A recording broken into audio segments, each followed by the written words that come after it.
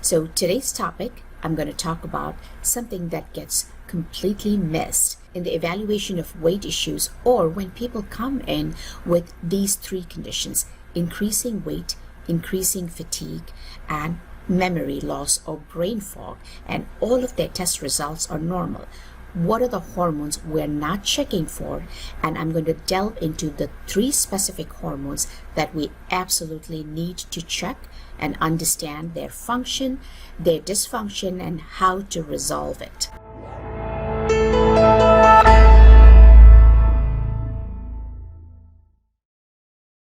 Hi there, welcome to Chilling with Dr. Chellam. I'm Dr. Chellam, founder of Holistic and Integrative Center of Novi, or Holistic Icon. This is a functional medical practice here in Michigan, and our goal is to help people understand that disease is not inevitable. Disease is something that we get when we don't make health as a choice. And my goal is to give you, in bite-sized portions, the changes that you can potentially make, the knowledge you can have about your own body, and help you reverse disease process, anything and everything that's within your power to change. So today's topic, I'm going to talk about something that gets completely missed in the evaluation of weight issues, or when people come in with these three conditions: increasing weight, increasing fatigue, and memory loss or brain fog, and all of their test results are normal. What are the hormones we're not checking for? And I'm going to delve into the three specific hormones that we absolutely need to check and understand their function, their dysfunction, and how to resolve it. To help you understand why I'm focusing on these three hormones is recently I've registered to become certified in lifestyle medicine. And as I'm learning for my board exams, one of the statistics that really caught my attention was the increasing cause of death. The number one cause, when they put all the stats together, whether it be for heart disease, for diabetes, for renal failure, for lung issues, for strokes, it is obesity. The most common complaint when people come to our office is this unstoppable weight gain and normal blood tests. They've checked their thyroid, they've checked their blood sugars, everything seems to be fine, but they can't figure out why they are gaining weight. And I'm going to delve into those three hormones that might be contributing to this obesity. Here's another very important statistics, which also was very fascinating. Of the obese population in the United States, 50% develop diabetes, 50% do not. So if you're one of those who says, yes, I do have a higher body mass index, or I am a little heavier, but I'm basically healthy, I don't take any medications, I have no diabetes, could be missing the boat on you if you're gaining weight but just have not been diagnosed with disease, because you're ignoring some of the symptoms that is associated with increasing weight gain, increasing inflammation, like early fatigue or chronic pain, and even brain fog or memory loss. So what should we be doing so that we don't miss the boat and bring in true prevention? The interesting thing about these hormones that I'm going to talk about is not only for our morbidly obese or obese individuals. It is for those of you who are skinny fat too. Being of South Asian origin, most of the diseases of cardiovascular origin or cardiovascular risk happens in skinny fat folks who have a normal body mass index. Let's start off with making that request. Please subscribe to the channel, smash that thumbs up button, and share this video with someone who you believe will benefit from it. And for you hardcore learners who stay till the end of the video, I have my question that's going to come up. I don't know what the question is going to be. You answer that with your email. I'll send you a cheat sheet for something that will be valuable to you. So let's get started. What are the three hormones that we need to be looking at but completely fail to test in a routine physical exam or a routine complaint of weight issues or metabolic abnormality or even memory problems? Let's start with hormone number one. Hormone number one is named leptin. You may have heard of leptin, but do you know what leptin actually does? And how do you know if you have a problem with leptin? So leptin is one of those hormones that's produced by the fat cells. Now, there are different types of fat cells in our body, and this video is not going to delve into the different types of fat cells, but it's important to understand the ones that we get concerned about are as human beings when it comes to our body image is subcutaneous fat. Now, subcutaneous fat is the kind of fat that you see in sumo wrestlers. They have this increasing accumulation of fat under the skin. That is subcutaneous. That doesn't put you at a high risk for cardiovascular disease. It's a different type of fat that puts you at higher risk for increasing disease, and that is the visceral fat. This is the fat that surrounds your organs. Now, why does fat surround the organs? Probably because they protect the organs, and they do have a very specific quality. They are pro-inflammatory. That means they increase inflammation, but they also do something else. They act as an endocrine organ. Now let's go back to what happens when you eat. When you eat, your blood sugars go up. That is the molecule of energy that your cells need. The job of insulin is to get this molecule of blood sugar or glucose into the cells so the cells can burn it and get energy. Now, what happens in the world of abundance that we live is we tend to eat more than what our cells need. So there's a little extra glucose always left in the blood, but the insulin does its job and puts it away. It stores it in the liver, it stores it in the muscle. And after that, if there's still some excess glucose, it has to get very innovative about what it's going to do with that glucose. And this is where it creates a new storage called adipocyte. What is adipocyte? It's a fat cell. Now you would think a fat cell just stores fat, but it does more than that. It acts as an endocrine gland. In other words, it produces hormones. And one of the hormones that we're going to talk about first is this leptin. Leptin is a hormone that tells your brain, we have enough energy, enough fat, so let's stop the hunger signal. Now you might think, so having a lot of leptin is a good thing, but when your leptin actually goes up, it indicates your fat cells are increasing. Now that's counterintuitive. If leptin tells your body and your brain that we are full, we have enough energy, shouldn't you decrease hunger and therefore decrease weight? This is what happens. When your fat cells increase and the glucose is getting shunted not into the cells but to the fat because the cells are resisting the action of insulin, after a certain time the cells really begin to starve because the insulin resistance has built up over a period of time. So the brain signal internally is the cells are malnourished. So when the leptin tells the brain, we're quite full, the brain says, no, I get a different signal, I'm going to ignore you. And so the leptin gets higher and higher and higher as the fat cells increase in number and in size. So now we have a condition called leptin resistance. Why is that important? The most common abnormality I see with people who gain weight, have normal blood sugars, have no other issues other than this weight gain, is leptin resistance. And how do you know if you have leptin resistance? If you're one of those who wakes up in the morning, has no hunger whatsoever, you can go on till the middle of the day when the first pangs of hunger hit, you probably have leptin resistance. Now, it's not enough that you just don't feel hungry in the morning, but you're ravenously hungry by the end of the day, and you're eating all the way up to bedtime and have a lot of difficulty losing weight, you most likely have leptin resistance. So the high leptin levels not only affect our brain but also affect the beta cells of the pancreas, and therefore increases your insulin levels and increases insulin resistance and increases fat storage. So it really drives up inflammation, completely in contrast with the second hormone that we're going to talk about. If leptin causes increased inflammation, increased insulin resistance, increasing fat storage, there's another hormone that does all of the opposite, and that hormone is our second hormone, adiponectin. Adiponectin, one of the hormones and early signs of metabolic syndrome. If you've forgotten what metabolic syndrome is, you have to have 3 out of the 5 qualities, which is increased triglycerides, increased cholesterol, increasing fasting blood glucose, increased systolic blood pressure, and increasing abdominal girth or waistline. 40 inches in men and 35 inches in women, a little lesser in Asian women and men. Even before you have 3 of the 5 qualities to be defined as metabolic syndrome, One of the early signs of development of metabolic syndrome is checking the levels of adiponectin. Should adiponectin be high or low? It usually is low when you have increased risk for metabolic syndrome. Adiponectin is exactly the opposite of leptin.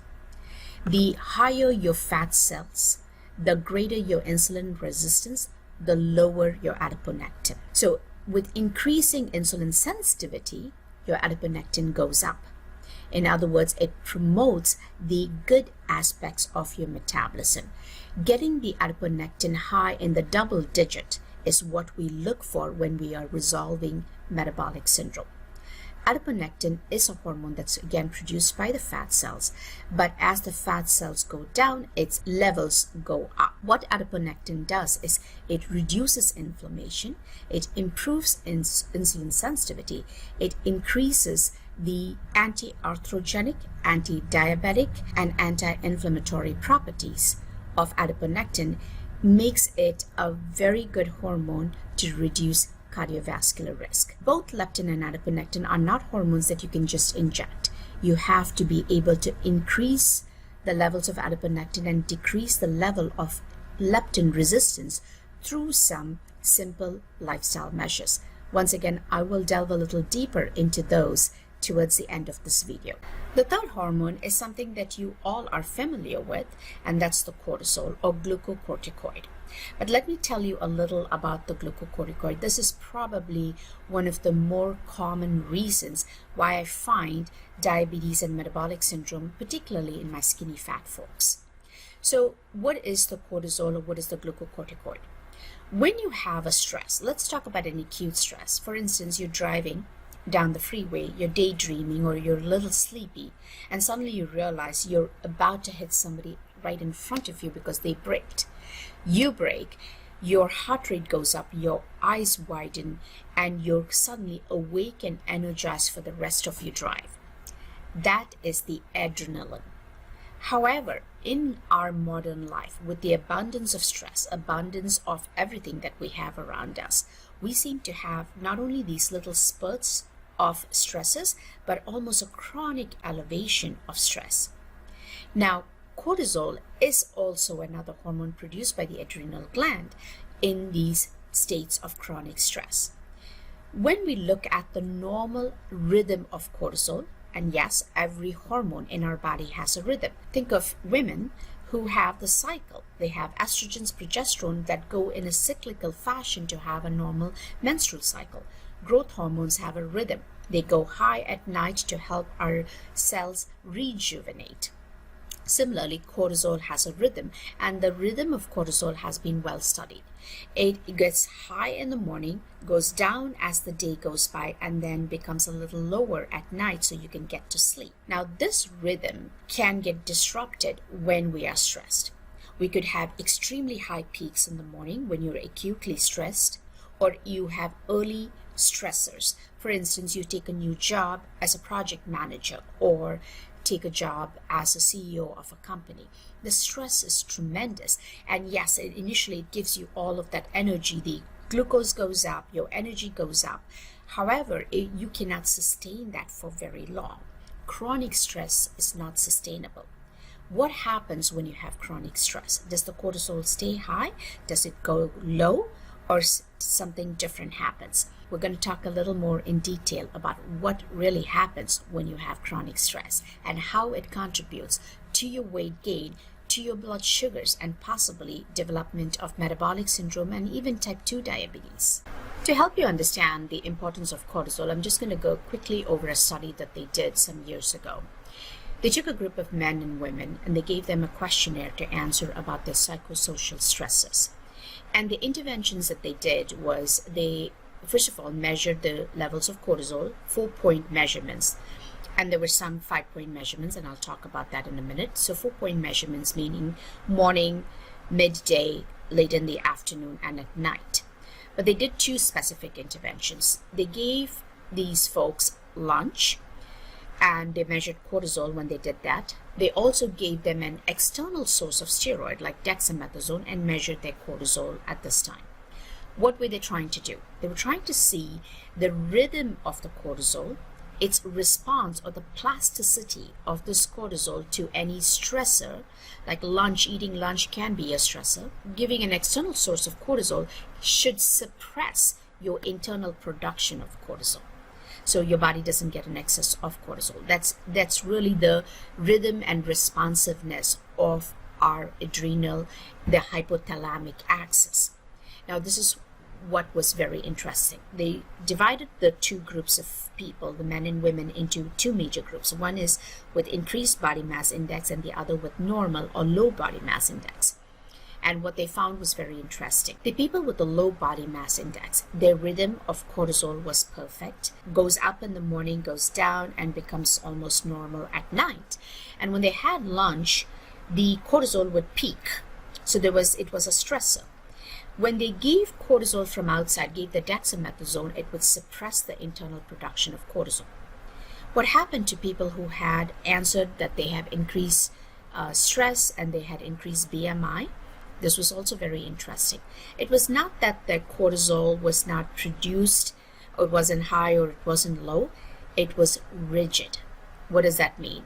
There was no rhythm to the cortisol. It did not have the specific S-shaped curve of the cortisol being high in the morning, going down during the day, and flattening at night. And in fact, when they gave lunch, there was barely a peak. When they tried to suppress the cortisol production, there was no response.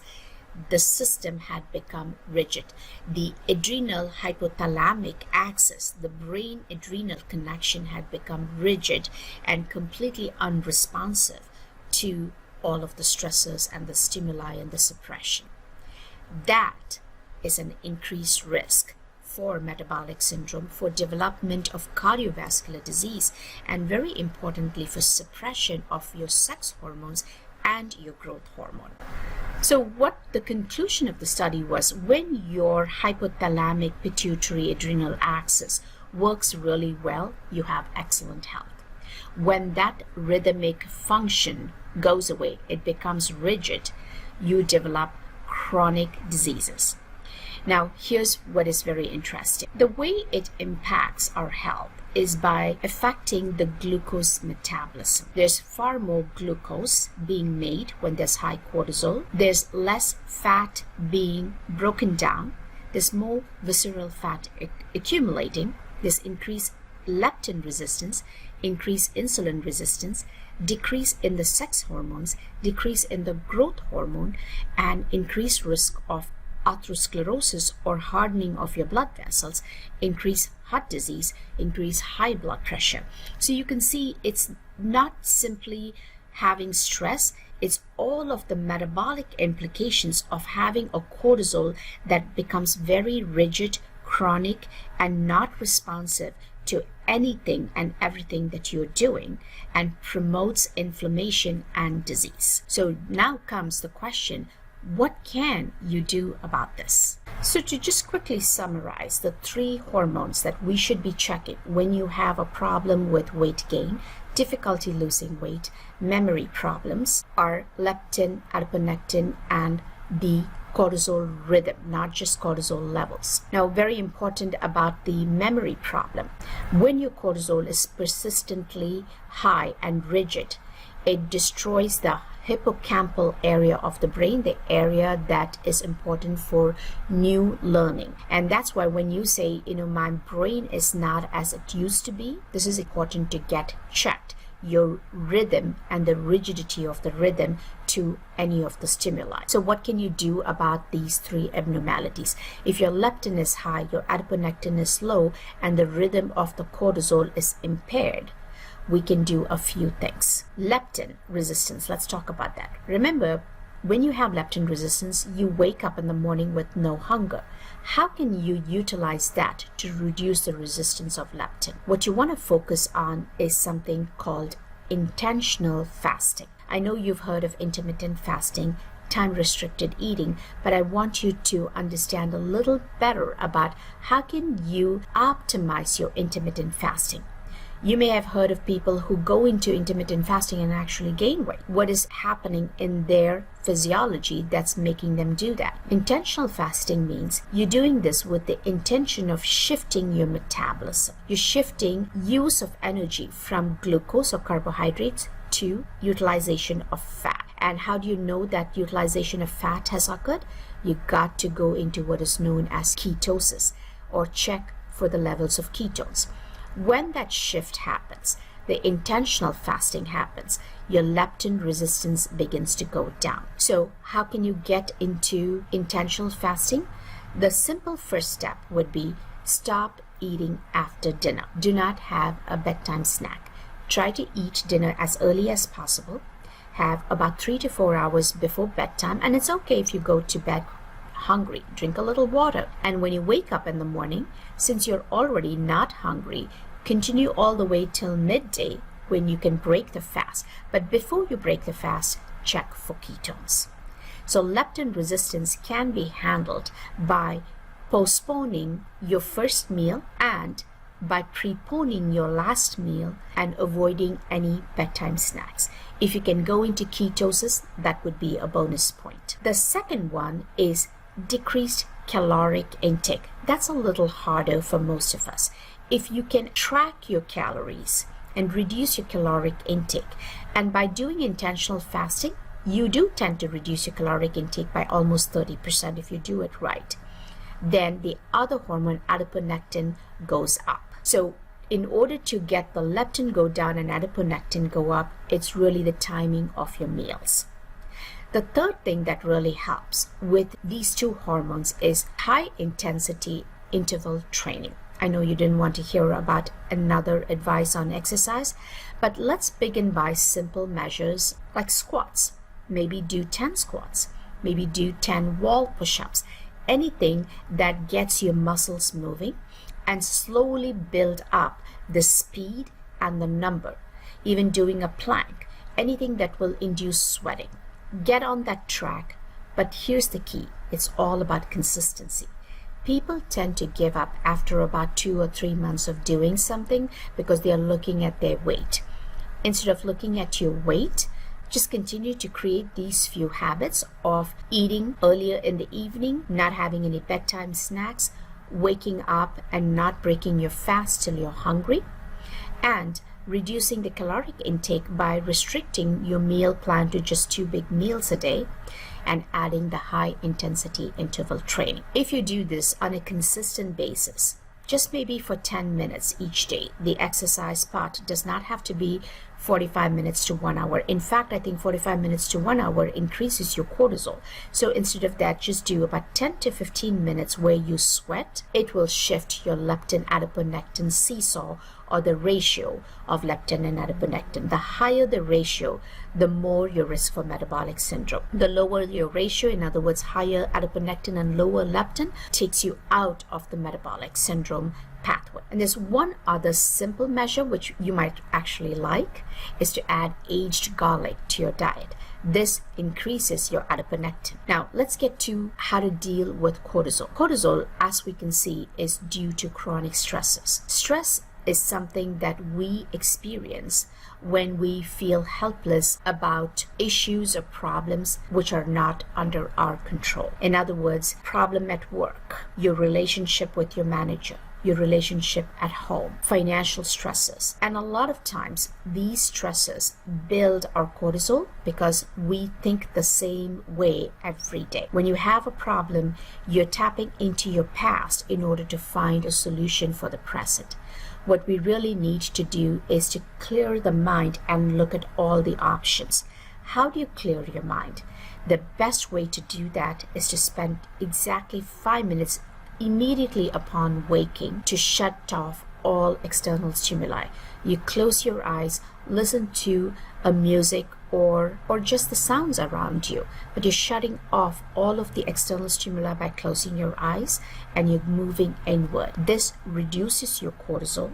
Even if you focus on your breath, it reduces your cortisol. And then no matter how busy your day is, you have already shifted your physiology. So addressing cortisol levels, the rigidity is managing stress, and that can be done by this biofeedback. This is not about stopping your thoughts, stopping your mind.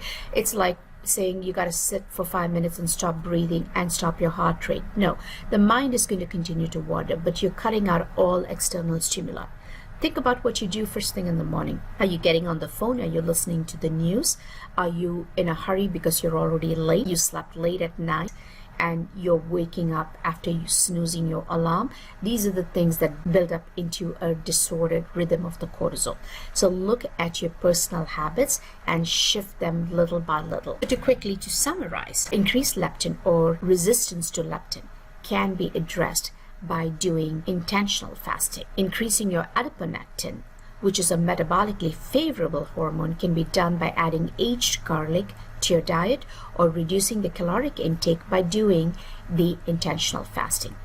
Number 3, cortisol rigidity can be done by looking at your options, addressing the stress by going inward in the beginning of the day so that you can handle the stress by shifting your physiology. Hopefully, information about these 3 hormones have opened your mind to a different way of thinking and a different way of living. And remember, health is intuitive and it's your business.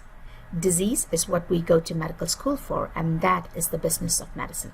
I'm Dr. Chellam, founder of Holistic and Integrative Center of Novi, the best place for you to find your best doctor, and that will always be you. So for those of you who stayed till the end of this video, here's your question for a bonus gift. What is the word I used to describe the hypothalamic pituitary adrenal axis? Something about the rhythm of the cortisol. What was that adjective that I used to help you understand what happens to the cortisol? Write down that word in the comment with your email address, and you will receive a cheat sheet on how to initiate intentional fasting. Thank you once again for supporting our YouTube channel, and make sure you share this video with someone whom you believe will benefit.